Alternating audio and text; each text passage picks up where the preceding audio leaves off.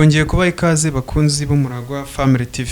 Nkuko bisanzwe tugarutse muri wa mwanya dura tukaganira, tukaba uyu munsi tugiye kuganira ku ngingo abantu benshi muri buze gukunda. Imbere ya kamera tukaba turi kumwe n'umutumirwa musanzwe mumumenyereye kuri uyu muyoboro w'Umuragwa Family TV. Twatangira tumuha ikaze. Murakoze cyane. Uyu munsi rero twifuje kuganira ku ngingo ivuga ngo nukubera iki iyo umuntu agiye gutangira business cyangwa se ari gutegura umushinga mushya nyine ugomba gushyirwa mu bikorwa, abakeneye inama uko byagenda kose. Hanyuma hakaba hari abantu abagomba kugisha inama, hakaba hari nabo abatagomba kugisha inama. Twe tukibaza ngo muri icyo gihe nuwuhe umuntu uri gutegura umushinga wo kwikorera adakwiye kugisha inama? Umuntu atagomba kugisha inama ni umuntu udafite aho ahuriye na business yewe y'ibyo agiye gukora. Ubundi agomba kwibanda ku buri bantu bakora ibyo we ashaka kujya gukora, abamubanjirije muri ibyo ngibyo nibo yakagombye kujya kugisha inama. Hari igihe usanga abantu hano hanze bakunda kuvuga ngo umuntu mukora ibintu bimwe wagakwiye kumugisha inama. None ugasanga hari n'abavuga ati umuntu mukora ibintu bimwe ahubwo ntabwo wagakwiye kumugisha inama. Ubwo uvuga ko ukwiye kumugisha inama aba afite impamvu aguhereza, n'uvuga ko udakwiye kumugisha inama hari impamvu aguhereza. Aho ngaho kuri wowe uba wumva ahubwo muri abo bantu ko ari babiri wagakwiye kugishwa inama yagakwiye kuba wowe. Unatubwira impamvu. Umuntu wakagombye kugishwa inama ngiye uko mbyumva nuwo tugiye gukora bimwe. Nase wo tutagiye gukora bimwe nihe nama yangira? Inama y'amani yamfasha mu bigi. Niba ngiye gucuruza amapine ntabwo nzajya kugisha inama umuntu ucuruza wenda amakara, kuko ntabwo inama zangira ntacyo zamarira. Ibyiza rero ni ukujya kugisha inama umuntu mukora bimwe, cyangwa se umuntu ushaka gukora nk'ibyo akora. Niho uzabona inama ushaka kugira ngo zigufashe gushyira muri wa mushinga wawe mu bikorwa. Ngiye niko mbyumva. Hari abantu usanga bavuga ngo iyo ugishije umuntu inama kandi mukora ibintu bimwe, ngo akenshi nyine ngo hari igihe gufata nk'umuntu ugiye kujya gukompeta nawe, noneho akaba yaguha amakuru wenda adashobora kuba yagira ikintu wenda kinini agufasha, ntago amakuru ahagije ku buryo wenda bigoye ko wanayifashisha wenda ufata icyemezo cy'uko wa mushinga wawe utangira. Ariko gushaka amakuru no kugisha inama ni ibintu bibiri bitandukanye. Ubwo uwo muntu wamufata gute? Wamufata nk'umuntu uri kugisha inama cyangwa wamufata nk'umuntu ushakaho amakuru? Ahubwo ubyatirwa n'icyo ushaka. Ushaka amakuru cyangwa ushaka inama? Ku muntu nkeka ko agiye gutangira business, nge mba numva ibyo bintu byomba bikeneye. Kuko amakuru abashobora kuyifashisha wenda ahitamo umushinga wiwe cyangwa se naho azawukorera. Ariko ibitekerezo mba numva ashobora kubyifashisha wenda igihe wa mushinga utangiye arimo kuwushyira mu bikorwa. So mba numva rero byomba bikeneye. Nyine byombi biba bikenewe, ariko ntabwo uwabiguha ari umuntu umwe. Amakuru yo ushaka kuyashakisha ku mbuga nkoranyambaga, abati ibyo byose reka ndebe ikabuga ibintu bihakorerwa. Ashobora kubibona nta muntu agishije inama. Ariko inama niba bisaba ko agenda akicarana n'umuntu, azareba wa muntu wenda ucuruza amapine, amubwira ati rero amapine ibi nibi wenda kuyavana muri Kenya, kuyavana he sinzi naho wenda amapine bayimporta ngo ni mu bihe bihugu. Ariko urumva ko izo ni inama, ariko ntabwo ari amakuru. None ntekereza ko ari amakuru, ari inama bashaka. Ibyo byose wowe ufite icyo ushaka nta n'umenya icyo buri kintu ndagikura aha ikindi ndagikura. Wenda aho twari turi kuri wa muntu ukwiye kugisha inama. Noneho sasa umuntu noneho udakwiye kugisha inama yagakwiye kuba uwe igihe uri muri urwo rugendo rwo gutangira cyangwa se gutegura umushinga wo gutangira kwikorera. Ngiye navuye ko umuntu utagomba kugisha inama ni umuntu mudakora bimwe, cyangwa se ni umuntu ibyo akora n'ibyo ukora bihabanye. Numva ko n'inama yakugira ntacyo zakungura. turi aho ngaho hari abantu usanga bavuga ko ubundi ntago ngo umuntu ibintu biba byarananiye ashobora gupfa kuguha amakuru nyine wagira icyo umaza. Hari ababyumva gutya akavuga ati umuntu niba yarakozeho business igahomba cyangwa se akayikora yageramo hagati bikamunanira nyine ntayikomeze, uwo muntu ntago ukwiye kumwitega amakuru yagira icyo akumarira. Uba wumva ko ibyo bintu ari ukuri ko uwo muntu nta makuru y'umumaro yaguha? Uwo ibintu byananiye? Yego. Oya, ntabwo bivuze ko nubwo byamunaniye adashobora kuguha amakuru, ahubwo wenda ushobora kumwegera akakubwira wowe ibyo yakubwiye ukavanamo iby'ingenzi, kuko ntabwo byose byaba ntacyo byakumarira. Ashobora gusanga wenda byamunaniye, impamvu iyo business yamunaniye ariko wenda yazanye ibintu byo gukorera aho ngaho bitakagombye kuhakorerwa, ugasanga wenda ahisagira ute ahisa homba.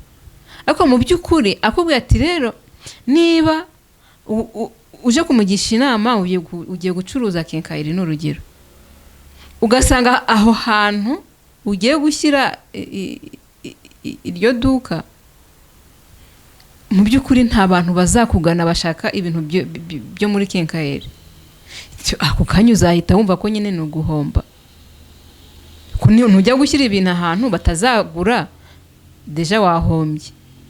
Rero muri ya makuru nyine uba warigiye ushakisha, ushobora kuvuga ati okay, ati hari ahantu ariko ndabona hari amakenkayiri makeya, ngiye kuhashyira cyangwa se nta na kenkayiri ihari, reka njye kuhashyira kenkayiri. Noneho ugasanga ubona hari umuntu wahakoreye ariko byananiye nk'uko wari ubivuze. Icyo gihe rero numwegera ukamubaza ati se ni ukubera iki byagenze gutya na gutya? Shaho ati nge rero umushinga nyina ukoze nabi, nzana ibintu aho bidakenewe, niyo mpamvu nahombye. Icyo gihe urumva ko azaba kugiriye inama, cyangwa se uzaba ubonye amakuru ko ibyo bintu ushaka kuzana aho ngaho bitagomba kugira ute, bitagomba kuhakorerwa. Anacyo kintu cya mbere kibanziriza no kujya mu gushyira mu bikorwa wa mushinga muri kwa gutekereza.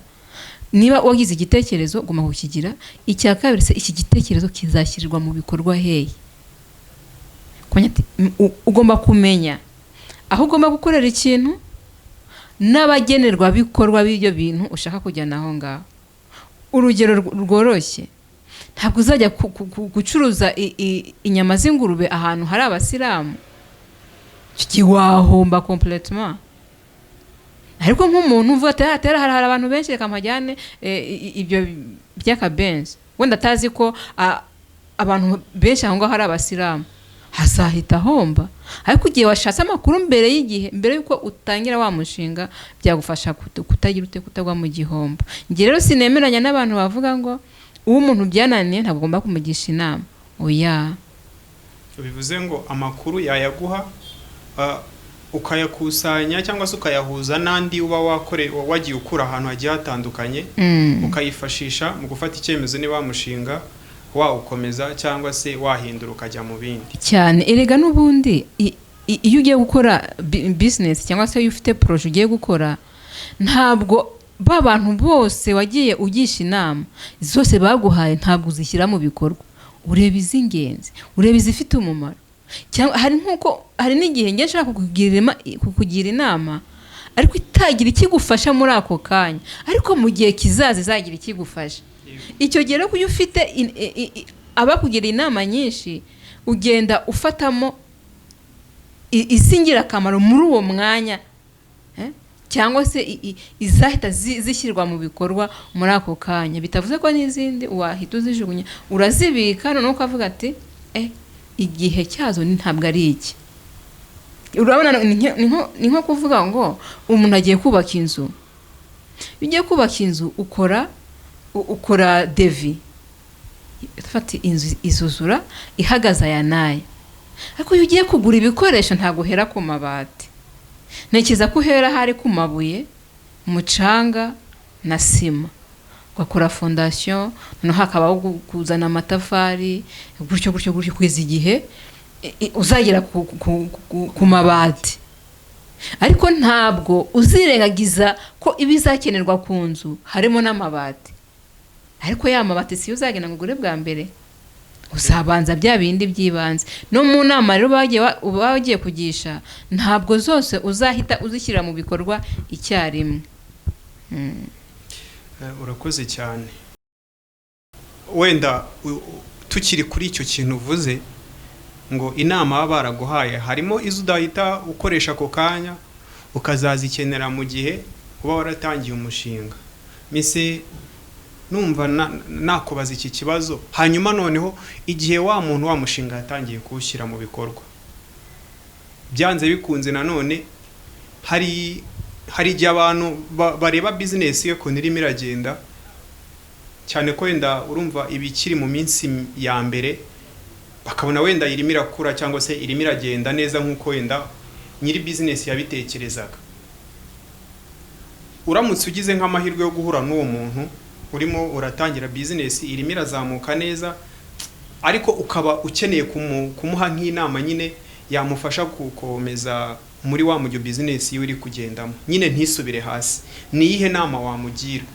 Namugira inama yangisha. None we niwe waza kungisha inama, none nabwirwa n'iki cyakeneye. We ashobora kuza kangisha inama nkaba nayimugira, ariko kubona ngo nuko ngo business iri kuzamuka, siye kumubwira ngo courage komerezaho, nta nama yagusabye se wamugiriye nama. Hari igihe umuntu abona nk'umuntu uri gukora business ukavuga uti uriya muntu aramutse yirinze imyitwarire iyi business yiwe ukimeze rwose yakomeza igatera imbere.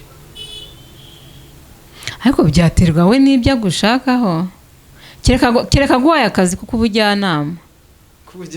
Kandi icyo gihe ntago yaba yarakaguhaye. Aramutse rero yarakaguhaye wenda ngo ubu umujyanama wiwe mu bijyanye nyine niyo business yiwe, ubwo nyine umunsi ku munsi ugomba kureba se byagenda gute, ukagenda umuha umurongo kagenderaho ibyo agomba kwirinda. Niba agomba kwirinda gusesagura, niba agomba kwirinda gutanga amadeni cyane, agomba kwirinda niba wenda ukamuga ati niba mu gitondo aribwo haba hari abakiriya benshi, jya ubyuka kare uze byibuze nda kugeza saa 4 saa 5, niba nta bakiriya bahari we waruhukaho nabwo gakeya, kuko ubundi ugomba gutegereza umukiriya cyo ugomba kugutegereza. Ariko ukamenya nayahe masaha haba hari abantu benshi, akaba ariyo nawe ugerageza kuzinduka.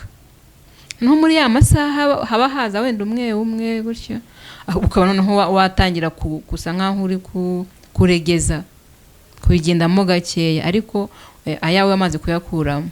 Ushaka kuvuga ati ngiye ahantu ncururiza, abakiriya baboneka mu masaha y'umugoroba, abantu bari gutaha. Numva ngo niba ufite ikindi kintu ukora wenda mu masaha guhera wenda saa 4 z'amanywa kugera wenda nko mu masaha 9, kintu gikore, ariko umaking sure yuko muri ya masaha abantu bari gutaha nawe uri ku kazi, ku buryo uri butahe atahana umugata, atahana irindaza, biterwa n'ibyo waba ucuruza. Utwo twose rero, utwo detaye twose utumenya haruko nyine watangiye business. Ariko ndumva ahubwo iyo ngiyo yaba inama nziza. Nakubwiye ngo aramutse yaraguhaye ako kazi ko kumubera umujyanama, wamukorera gutyo. Ariko wowe wari wabashije ngo usanze umuntu ngo wajya kubwira umuntu ibyo atagusabye, ntago waho umuntu ikintu atagusabye. Ubwo icyo ngicyo gifite ukuntu wenda cyaba ingirakamaro ku muntu nanone ukeneye iyo nama bitewe n'aho business yiwe igeze. Ariko ngiye ku giti cyanjye ndumva uko ubwo buryo bivuzemo, nta muntu utakwifuza kubwirwa ko gusesagura ari bibi igihe ari gutangira business. Nta muntu utakwifuza kumva ko gutanga amadeni menshi urimo uratangira business bishobora kugusubiza inyuma. Nta muntu utakwifuza kumva ko kumenya neza amasaha yo gukora ukamenya kuyatandukanya n'amasaha wenda yo kuruhuka bishobora kuba wenda byakomeza gusunika business yawe igatera imbere. Muri makeya twakuramo ibyo ngibyo. Hanyuma aho ngaho hari ikindi kibazo nifuza kukubaza, wenda byanakunda tukagisorezaho. Hari abantu bumva ko igihe ufite wenda nka business hanyuma hakaboneka nk'umuterankunga cyangwa se umupartner, hari abantu babumva ko igihe business yawe imeze neza umupartner adakenewe. hari n'ababumva ko igihe umuparteneri akenewe ari cyagiye utangiye gusubira inyuma. Aho ngaho we nakubaza nti aho wumva byakabaye byiza ko umuparteneri akenewe haba hehe? Byaterwa. Ubundi ukenera umufatanyabikorwa byagenze gute? Nicyo kintu ushobora gutekereza. Kuko abakenera abafatanyabikorwa suko baba babona ko ibintu byacitse bagiye guhomba. Oya, none se ko leta ikenera abafatanyabikorwa iba yahombye? Ahubwo nuko ibishaka kongera ingufu muri bya bintu iri gukora. Nanjye ndashaka kuba gukora business ariko nkabona ntari kugera ku ntego nihaye. Nkumva ati ariko haramutse hongewemo amaraso mashya, ubwo ndavuga haramutse hongewemo amafaranga, byakora neza nta kibazo. Aho urumva nta kosa ririmo. Kimwe nuko nshobora kuba ndi gukora nkabona noneho ntangiye kugira ute, ntangiye guhomba. Nkavana ariko se uyu muntu niba hari umuntu ushaka ko dukorana aramusaje iki si cyo gihe abwira ngo mpombe burundu mfunge. Icyo gihe nabwo uramutse umubonye byaba ari byiza. Ariko waba projet yawe irimo igenda neza yaba irimo igenda nabi, byaterwa nuko wowe wumva uko wajyana projet yawe buryo wakeneramo inyunganizi. Byaterwa. Hari abahitamo kuba yakomeza akayisunikiriza ari umwe, hari n'abagera aho bakabona icyaba kiza nuko wenda yazanamo umuntu wa kabiri. Nge navuga ko ari byiza ku ruhande rwanjye kubera ko birazwi ko uko byagenda kose ababiri barutumwe. Byanze bikunze hari umuntu w'umuparteneri ubuje cyangwa se umwunganizi muri business, mba numva byanze bikunze hari ikintu ashobora kuza gukora. Yego. Nuko nkuko mbyumva. Reka tugushimire ku bitekerezo byiza uduhaye. Hanyuma tunabashimire abakunzi b'Umuragwa Family TV. Ibiganiro nk'ibi ngibi nakagaruka, tubifurije amahoro y'Imana. Murakoze cyane. Murakoze.